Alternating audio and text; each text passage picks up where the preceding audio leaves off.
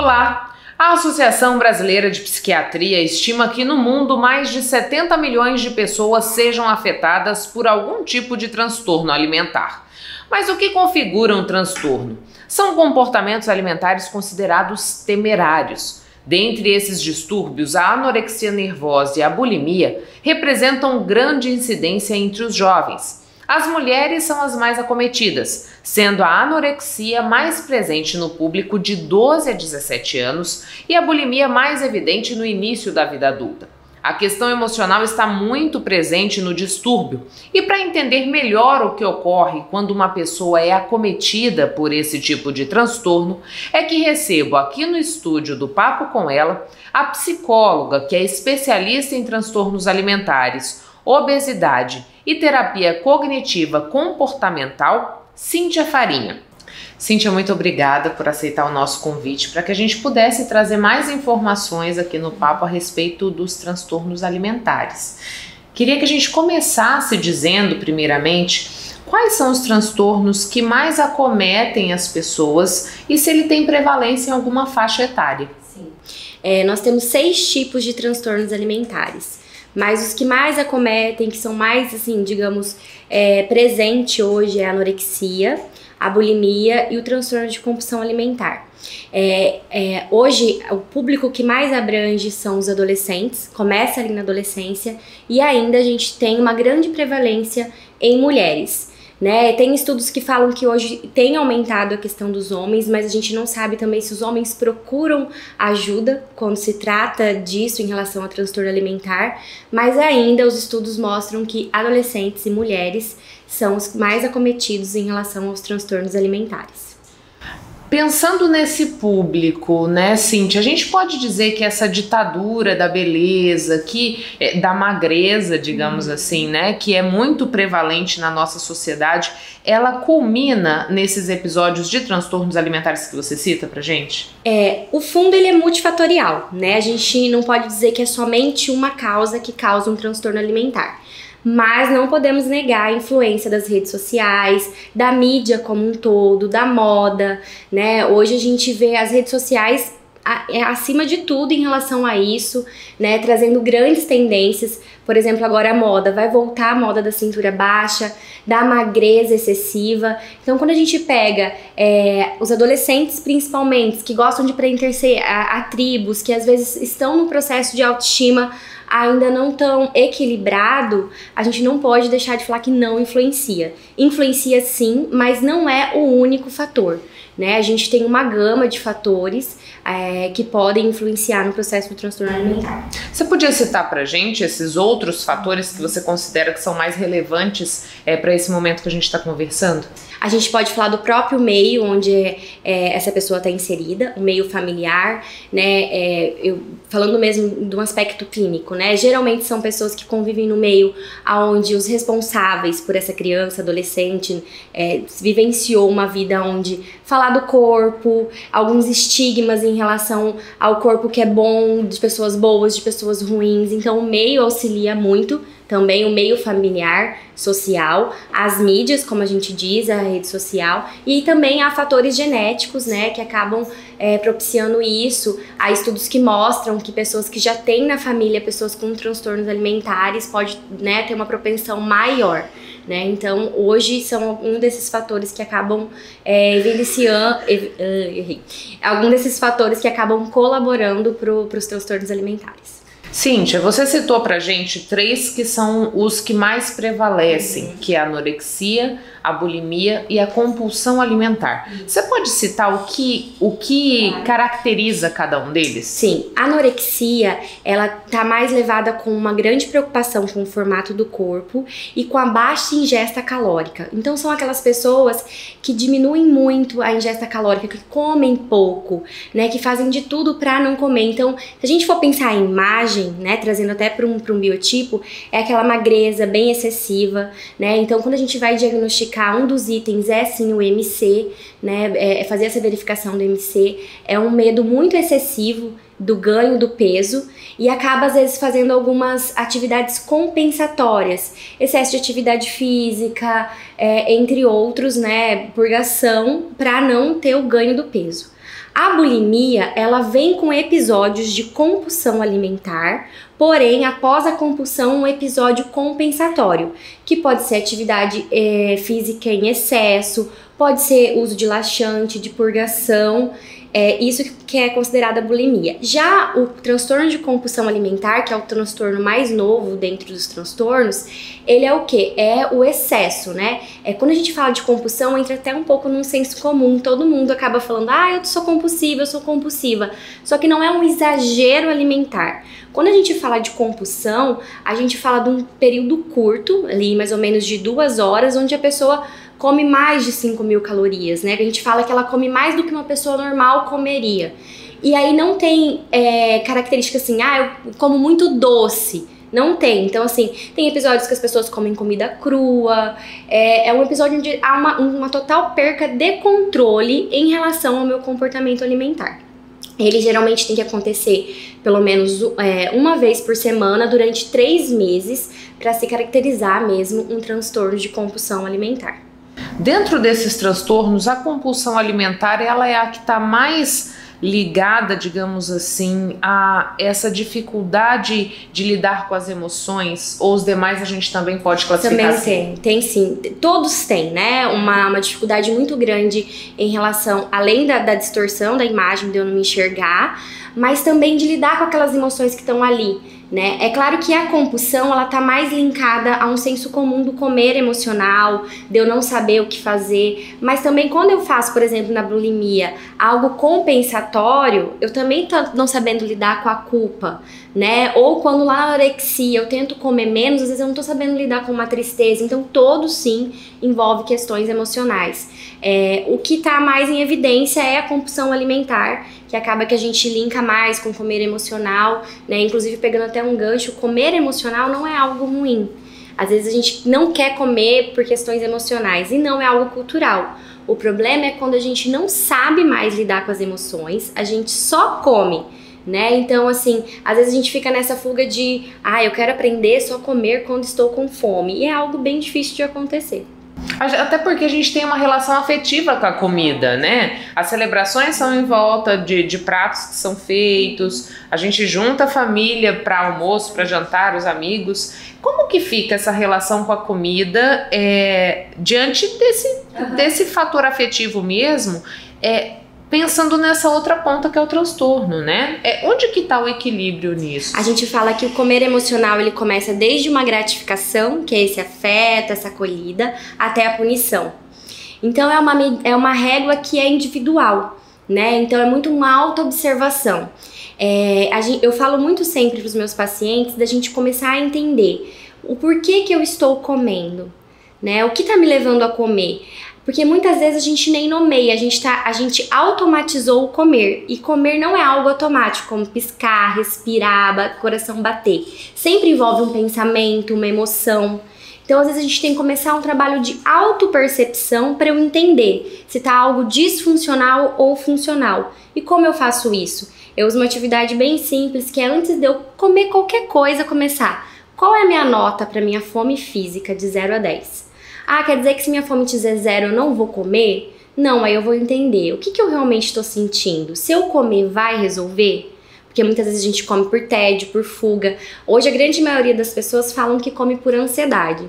Mas na minha pesquisa Ibope, Cíntia, eu falo que a grande maioria das pessoas comem por tédio. A gente tá numa chuva de informações, tudo pra ontem. Quando a gente tem um momento do ócio, do tédio, muitas vezes a gente não sabe lidar com isso. E acaba fugindo pra comida, de uma certa forma. Tá vendo? Não saber ficar sem fazer nada vai mastigar. E Cíntia, você deu já algumas pistas pra gente, por exemplo, da compulsão alimentar, qual é a recorrência, como que isso acontece, né? O número de calorias que a pessoa ingere. Nos outros quadros, como que a gente tem certeza, claro que passa por um profissional, mas que sinais que essa pessoa me dá que eu posso desconfiar que ela está passando por algum transtorno alimentar? A anorexia ela é um pouco mais visível devido à magreza, né? Mas a gente pode pegar sinais já no início, porque às vezes quando a gente chega a esse nível visível já tá um nível muito grave, né? Então, comece a perceber se essa pessoa, se você é mãe, pai, esposa, marido, seja lá o que for dessa pessoa, em relação como tá o comportamento dela com a comida, a esquiva. Anorexia, por exemplo, ele vai sentar para comer com você e ele não vai comer e você não vai perceber. Ele vai ali enrolar, vai conseguir, né? Da bulimia. Às vezes um excesso, que hoje é até visto como saudável, pessoas que treinam 2, 3 vezes ao dia para uma compensação. Até que ponto isso tá saudável, né? A relação com o corpo, a anorexia usa às vezes agasalho no calor, para esconder um pouco da magreza, né? Então são pequenos sinais. Hoje, infelizmente, a gente normatizou alguns cuidados excessivos, como dietas muito restritivas. A gente colocou como sinal de saúde coisas que não são saudáveis, né? Eu sempre falo que a gente vai comer para sempre. Não tem como. Então, a gente tem que, no mínimo, ter uma relação de qualidade de saúde. Quando eu falo qualidade, não é o que é certo, o que é errado comer, né? Mas é entender que é um equilíbrio. Então, você que tá com alguém da família, amigo, né, da sua rede ali, comece a identificar se não há um excesso, se não, em relação ao próprio corpo, de insatisfação, ou até mesmo de tentar uma compensação excessiva. Geralmente a compulsão alimentar ela não acontece em público, geralmente é escondido, né? Então são pequenos sinais, é tudo feito muitas escondidas e algumas coisas que são feitas acabaram sendo banalizadas como cuidado à saúde. Cíntia, quando a gente pensa na saúde integral dessa pessoa, que risco ela corre quando ela está inserida num transtorno alimentar? Risco de vida. A anorexia é um dos maiores transtornos que levam à morte, né? Infelizmente, porque o suicídio está ligado a tudo isso, fora a questão da baixa nutrição mesmo, né? Como um todo. Então é risco de vida, infelizmente. Quais são os tratamentos que a gente tem para esses casos? É possível reverter esse quadro e voltar para uma normalidade, se a gente pode nomear dessa forma, né? A gente fala que a gente entra em remissão dos sintomas, né? É possível sim, aí vai de acordo com cada grau, né? A gente vai do leve até o grau grave e geralmente a tríade melhor de tratamento é nutricionista, psiquiatra e psicólogo. E um ponto muito importante, estão profissionais que têm que ter uma habilidade com transtornos alimentares, né? Porque tem toda uma tratativa diferenciada quando a gente diz de transtornos alimentares. Cíntia, você pontuou pra gente que é multifatorial, para que uma pessoa ela se desenvolva um transtorno desse. Mas qual que é o papel, por exemplo, das famílias? Qual é o papel da imprensa, né? A gente, enquanto imprensa, para discutir isso, para combater essa ditadura da magreza, essa ditadura de um padrão para o corpo físico, né? Como que a gente lida com isso? Família, vamos comentar menos do corpo. Família, mídia como um todo, né? Gordo não é sinal de fraqueza, não é sinal que necessita mudança, não é sinal de pessoas que estão sem saúde, né? E magro também não é sinal de beleza e nem de realização. A gente fica nessa cultura da magreza, nessa busca incessante, que é até meme de internet, pagar boleto e ficar magro, né? Então, a família tem um sinal muito importante, eu falo muito assim, querendo ou não, trazendo para o público feminino, se você é mãe, verifica quantas vezes você fala do seu corpo perto da sua filha, sobrinha, né? Seja lá quem for.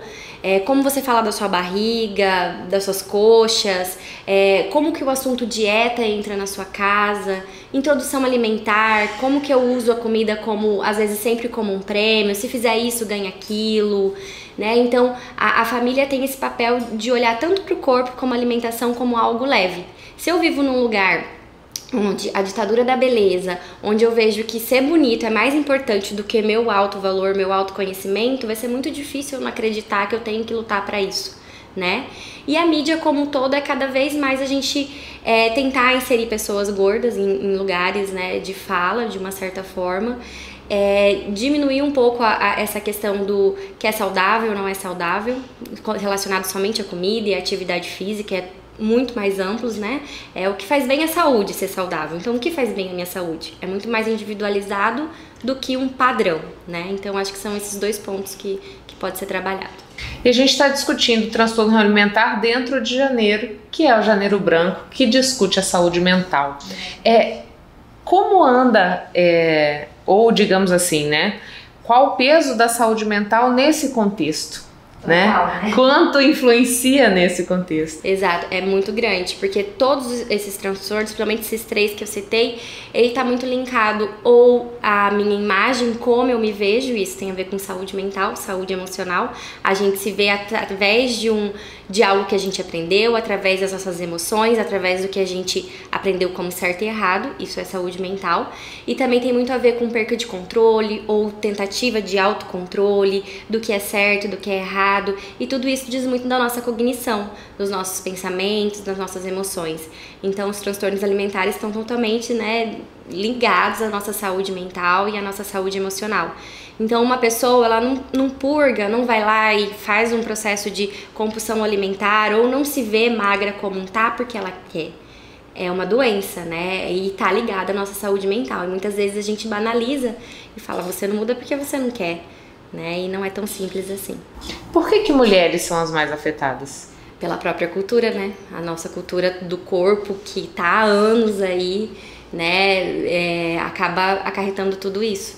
Né? Que a gente tem que ser bonita, a gente tem que ser magra, os photoshoppings das redes sociais que colaboram muito, das mídias como um todo.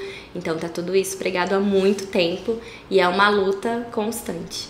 Queria que você deixasse um recado para quem está assistindo a gente em relação a esse cuidado e esse olhar diferenciado que a gente precisa ter para enxergar esses pequenos sinais que você citou para a gente.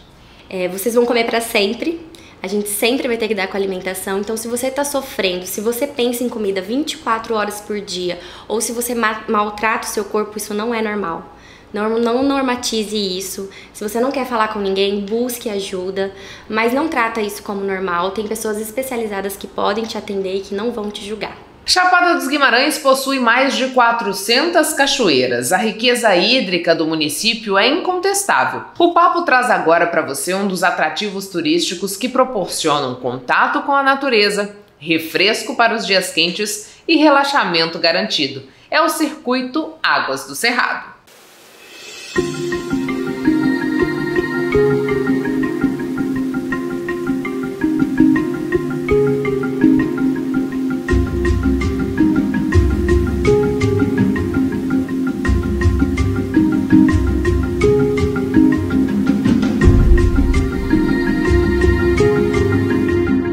A 60 quilômetros de Chapada dos Guimarães encontra-se um verdadeiro paraíso das águas. Com 8 cachoeiras e um poço para banho, o Circuito Águas do Cerrado tem atraído cada vez mais turistas que gostam de aventura. Com trilha de fácil acesso e várias opções para combater o calor, o atrativo é explorado desde 2016. Para quem gosta de fotografia, para quem gosta de tomar banho, né? Para quem gosta de passarinho, para quem gosta de natureza. Mas a Fazenda Buriti nem sempre foi vocacionada ao turismo. Há 20 anos, com a família, antes era destinada apenas para a produção de gado leiteiro. Incentivado por demais empresários do ramo do turismo, o agrônomo Paulo Gonçalves deu início às atividades. A gente mexia com gado, realmente, né? Era a principal atividade. Hoje a gente incluiu a renda com o turismo, né? Não é uma coisa que você vai aceitar do dia para a noite, né? Mas é uma mudança gradativa, aos poucos, né? Você vai aceitando a ideia e é uma ideia fantástica, né? Com formações rochosas em arenito, o Circuito das Águas tem como parada obrigatória o Poço do Amor, que recebe esse nome por ter o formato de um coração. Nem mesmo a água gelada espanta quem se aventura pelo atrativo. Logo ao lado está a Cachoeira do Sossego, que fica bem escondida pela presença de árvores.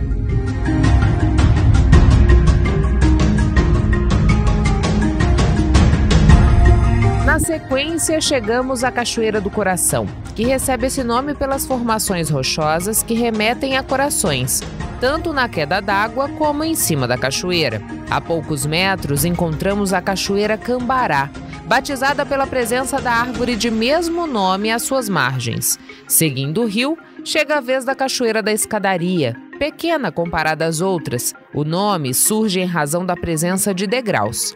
Todas essas paradas ficam próximas à sede do atrativo e podem ser feitas a pé, sem muito esforço.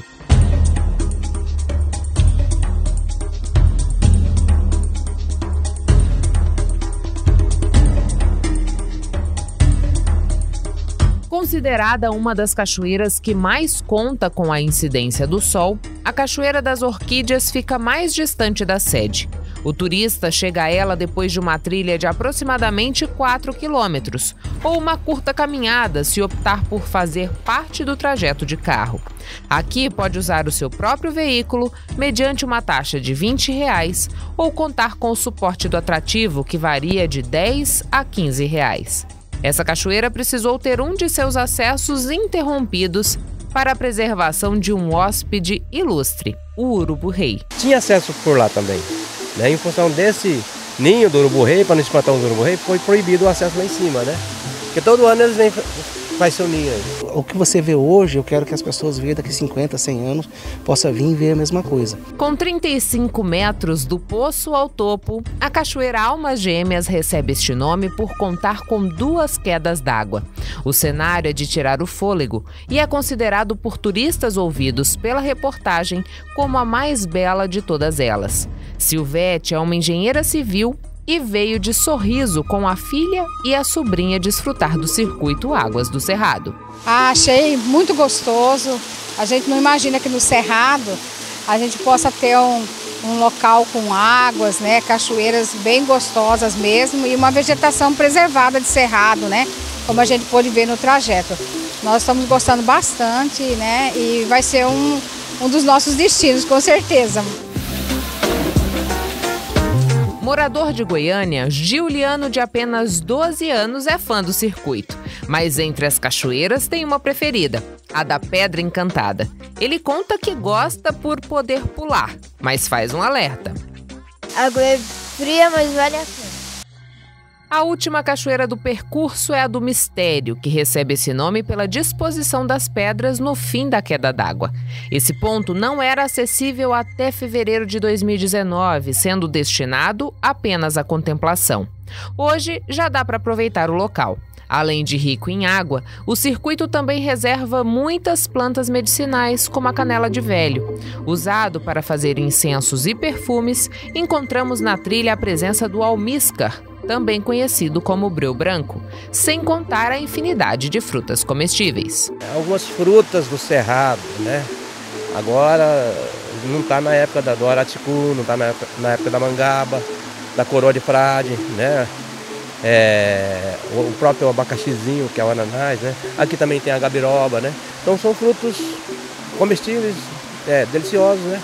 Que sempre tem aí. O atrativo ainda oferece almoço no valor de R$ 35 no sistema self-service. O valor para fazer o circuito é de R$ 50 por pessoa, mais o montante cobrado pelo guia, figura indispensável. O circuito funciona de segunda a segunda, das 8 da manhã às 5 da tarde. Os turistas mais presentes são de São Paulo, Rio de Janeiro, Belo Horizonte, Mato Grosso e Rondônia. Vale a pena, viu, gente? Vale a pena porque é um lugar muito gostoso de você poder entrar nas cachoeiras, que é o que a gente gosta, ao mesmo tempo poder apreciar, né, e tá dentro nesse contato, né, natural. Então eu acho que vale a pena mesmo. Uma das divisas da Fazenda Buriti foi trajeto de uma das linhas de telégrafo feitas por Marechal Cândido Rondon, o patrono das comunicações. O proprietário tem planos de também explorar o turismo histórico. Nós vamos fazer um estudo, fazer um levantamento, vamos tentar viabilizar alguma coisa assim, para mostrar para as pessoas, né, a importância do nosso Marechal Cândido Rondon, né? Para aproveitar o passeio com calma, reserve pelo menos 6 horas. O retorno para casa ainda pode guardar surpresas. Nós encontramos esse lindo gavião de rabo branco e pudemos apreciar esse pôr do sol inesquecível.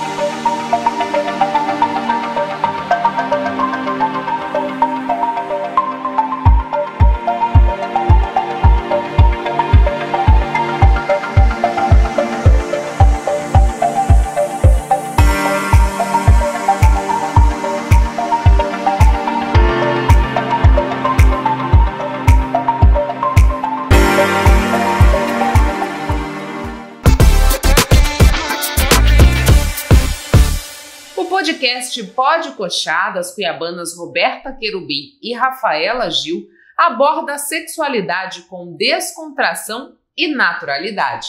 O produto cuiabano tem cativado a audiência do público ouvinte. Vamos conferir essa história? Elas são amigas desde a infância e trouxeram para a vida adulta características em comum: o talento para comunicar e a curiosidade pelo assunto sexualidade. As cuiabanas Roberta Querubim e Rafaela Gil traçaram caminhos profissionais bem diferentes, mas decidiram se unir para abordar sexualidade com descontração e naturalidade através do podcast Pode Coxar. Para levar informação de qualidade para as pessoas, a gente quer que as pessoas se divirtam e tenham também acesso à informação de qualidade, né? Tanto que a gente traz comediante, mas também traz um médico que é específico no assunto, né? Eu acho que abordar a sexualidade é muito importante em um todo, né? Porque hoje eu acho que as pessoas querem rir, mas também é muito importante ter uma informação boa e de verdade ali. E foi assim que surgiu. O projeto a cada dia vem conquistando mais audiência local e nacional. Em pouco tempo já recebeu diversos convidados, influencers, humoristas e médicos renomados da capital. Eu brinco que aqui no podcast a gente não entrevista, a gente tem um bate-papo. Porque assim, as pessoas que a gente convida, elas passam sabedorias, assim, tanto científicas quanto sabedoria de vida, porque a gente entrevista realmente... Tem vezes que a gente fica tão quieta, né, Rafa? Tipo, prestando atenção, porque caramba, quanta informação. Tem programa que você pega pra assistir nosso, que a gente não fala quase nada, é hora que a gente fala bastante. Só que a gente não fala quase nada, porque realmente são conteúdos interessantíssimos. Que até tem coisas que depois que algum especialista fala aqui, eu anoto pra eu pesquisar em casa. Porque as pessoas perguntam pra gente. A Beta tem a loja dela de sex shop e eu com a questão da psicologia, as pessoas perguntam, né? Então a gente tem que dar um embasamento teórico, eu pelo menos acredito nisso, e científico também da minha parte, para ter responsabilidade. Rafaela é formada em psicologia e Roberta é empresária no ramo de sex shop. A criação das melhores amigas com o tema sexualidade foi bem diferente ao longo de suas vidas. Nossa criação foi distinta. Enquanto na criação dela, ela conseguia ter essa conversa, essa abordagem sobre sexualidade de uma forma comum na casa dela, na minha já não era assim, pelo menos até eu casar. Depois que eu me casei, a gente brinca que depois que eu me casei parece que eu desabrochei. E aí pra minha família ficou muito mais fácil aceitar, falar sobre isso, né? Sobre uma coisa que é intrínseco ao ser humano, faz parte da gente e a gente acaba escondendo, né? Pelo véu das crenças que nós temos, mas enfim. Falar de sexo para essas duas não é apenas diversão, mas também um debate necessário sobre autoconhecimento. Uma de suas lutas será levar a educação sexual para as escolas, para que adolescentes desenvolvam com segurança a sexualidade. Eu tenho muitas crianças ao meu redor da família, que já estão na fase da pré-adolescência. E eu falo para todos os meus parentes, primos e cunhados e afins, eu tenho uma enteada também, mais nova, né? Que a importância de falar de sexualidade com a criança começa em falar com a sexualidade com esses pais. Porque a gente precisa conversar com os pais sobre o que eles estão preparados ou não para essa criança vir fazer perguntas para eles, né? O maior aprendizado das apresentadoras com o podcast é entender que diálogo e autoconhecimento são características importantes do sexo e dos relacionamentos e essenciais tanto para solteiros quanto para casados. A gente sempre fala, quando a gente pode, que é muito importante a gente se conhecer, né? A gente se conhecer para poder passar para o outro como a gente gosta, para ter até essa intimidade ao casal, né? Para as pessoas que são casadas.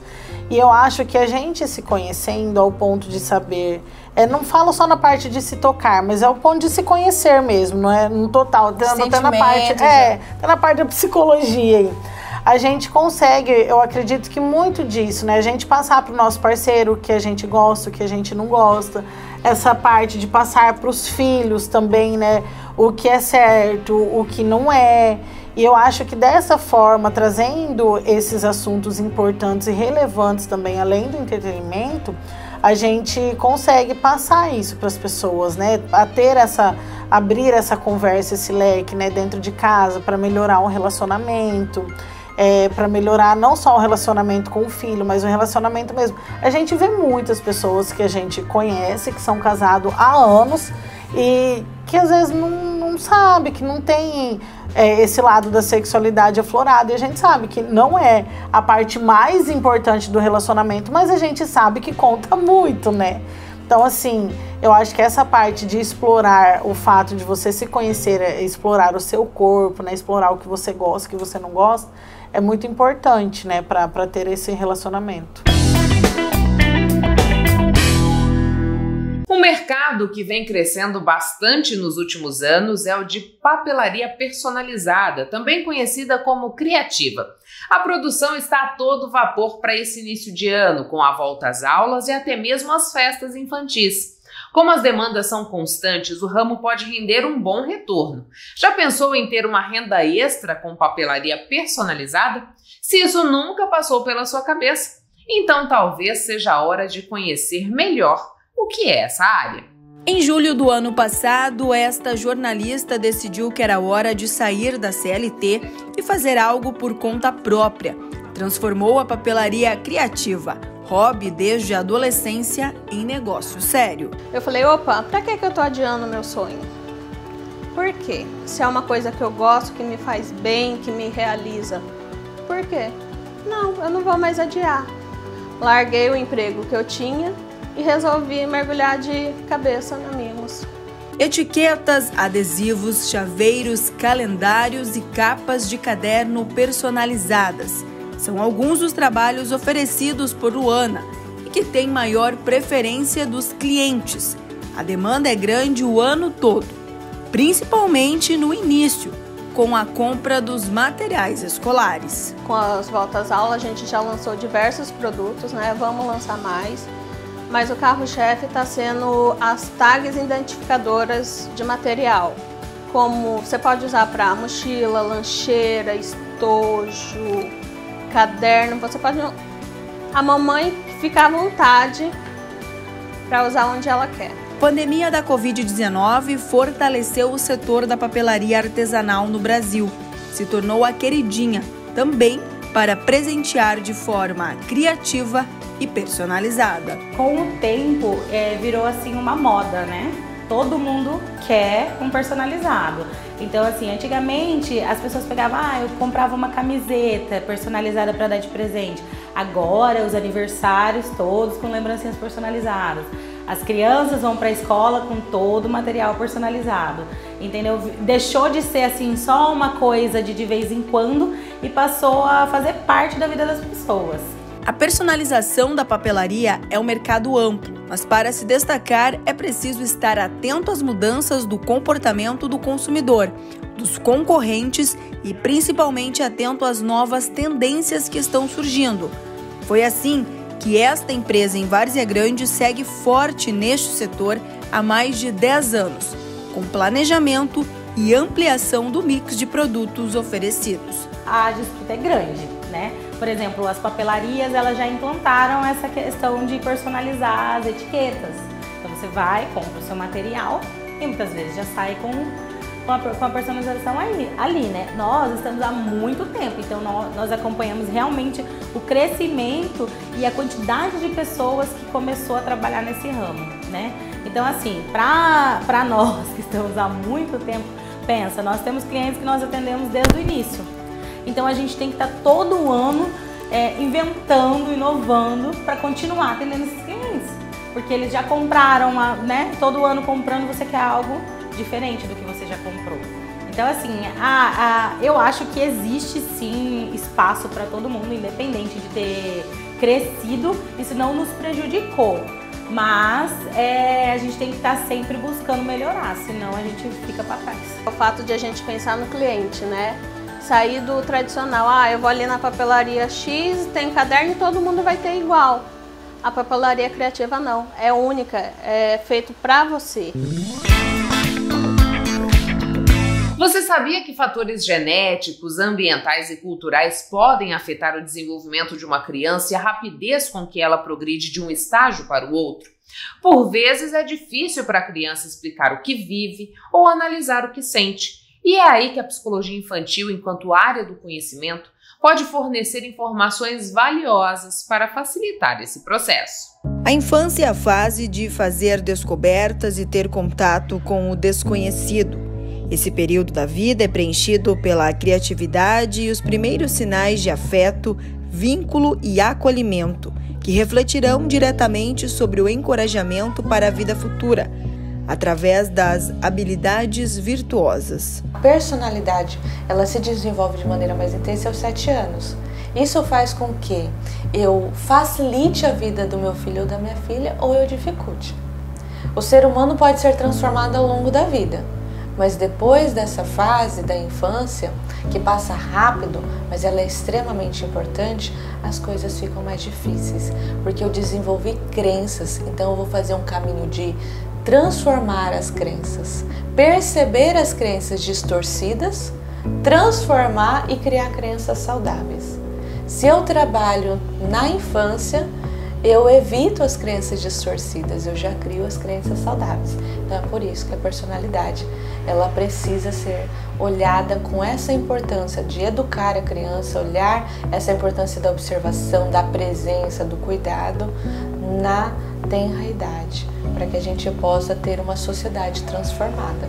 Se o barulho e a bagunça comum às crianças se transformam em silêncio e isolamento, por exemplo, pode ser um sinal de alerta para o momento certo de cuidar da saúde mental dos pequenos. O uso desenfreado da tecnologia é um dos causadores do conhecido tédio na infância. A tecnologia mal utilizada, ela tem criado de verdade doenças graves. TikTok, as redes sociais. O TikTok, ele tem uma peculiaridade maior porque ele incentiva a rapidez ainda mais intensa. E aí ele ativa questões fisiológicas no nosso corpo que vicia. E eu começo a buscar os prazeres de forma mais intensa e tudo mais rápido. Só que aí eu não alcanço e eu começo a me frustrar e aí eu começo uma série de consequências nocivas no meu corpo, principalmente para a criança que está numa fase de desenvolvimento cerebral, né? Então isso tem efeitos a longo prazo que eu costumo dizer que a gente ainda nem sabe o que está por vir, como esses adultos irão, né, se desenvolver ou se vai chegar a se desenvolver, porque temos aí doenças e questões sendo aumentadas que a gente fala pouco, mas que está acontecendo. Depressão, vazio existencial, ansiedade tem alcançado inclusive crianças muito pequenas. E elas estão ali buscando o prazer o tempo todo e quando elas se encontram sem nada para fazer, elas encontram o tédio. E esse tédio a irrita e ela começa a ver o vazio dentro dela sem perceber que existe um vazio, porque ela não entende ainda, ela não conhece ainda. E isso vai causando doenças que se agravam ao longo do tempo, de maneira fisiológica, mental e espiritual. A profissional explica que o objetivo da terapia na infância é promover uma melhor saúde mental, onde a criança possa acolher e compreender suas angústias, medos e inseguranças. Se eu estou no piloto automático, eu não vejo, eu não percebo. Eu vivo, eu como, eu durmo, eu faço as minhas coisas do dia a dia e quando eu vejo o dia já acabou, o ano já acabou, e o que eu fiz para me superar?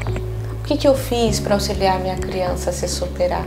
Será que os membros familiares estão se conhecendo? Será que eu sei as qualidades, as dificuldades dos meus filhos? Então, a vida automática faz com que a gente passe pela vida, mas não viva de forma real e efetiva. A participação dos pais e de toda a família na terapia de um filho é mais ampla do que se imagina. Não se trata apenas da presença física nas sessões quando solicitada, mas requer comprometimento com o processo, já que são eles os responsáveis pela presença de crianças nas sessões, pela ausência de atrasos, por não interromper o tratamento e de estarem abertos principalmente diante das intervenções do terapeuta. A gente tem uma falta de conhecimento, então como que eu vou educar as crianças para desenvolver habilidades virtuosas que trazem emoções saudáveis se eu não sei o que são, como desenvolver, como exercitar na minha própria vida? Então o adulto consciente, como Maria Montessori, grande psiquiatra e educadora que passou há mais de 100 anos aqui, ela diz, né, o adulto consciente ele prepara o ambiente. Mas não é só o ambiente, muitas vezes, que a gente acha só físico. A gente vê móveis para criança inspirado em Montessori. A gente vê, né, todo um quartinho inspirado em Montessori. Ficou até na moda de um tempo para cá. Mas ela não estava dizendo só sobre isso. Ela estava dizendo também do ambiente psicológico, do ambiente espiritual. E para eu criar isso, o adulto consciente necessita do primeiro pilar, que é conhecer, que é se informar. Mas se eu só me informar e não saber como praticar, aí é só uma informação e não gera transformação.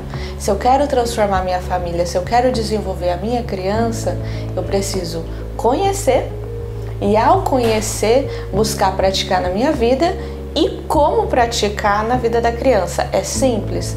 Não é simplório. É um processo que pede esforços, pede profissionais para ajudar. Hoje é uma geração complexa.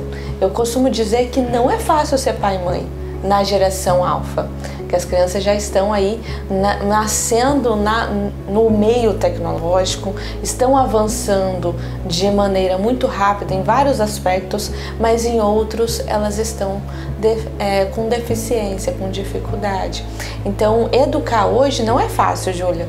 Então é preciso também que a família compreenda que ter profissionais, mesmo que não seja abordagem X ou Y, mas tenha profissionais bons, tenha profissional que ama a profissão, que vai ajudar a família nesse aspecto de auxiliar a criança a se desenvolver emocionalmente. Aí a infância consciente, ela, além das emoções, também ajuda as famílias, os pais nesse processo de educar para as virtudes. A gente encerra agora mais uma edição do Papo com Ela. Eu agradeço a você que ficou comigo até agora. Eu quero te convidar para que a gente possa estreitar ainda mais essa nossa relação, para que a gente não se veja só domingo, mas todos os dias da semana. Para isso eu te peço, siga o Papo no Instagram, no Facebook, se inscreva no nosso canal no YouTube. Lembrando que você pode também nos ajudar a fazer o papo, mandando a sua sugestão de entrevista ou de reportagem. Conta pra gente o que você gostaria de ver aqui no programa no nosso WhatsApp, que é o 65999921038. Tenha uma excelente semana, a gente volta no domingo que vem às 6 da tarde aqui na TV Cidade Verde e eu espero você. Um beijo e até lá!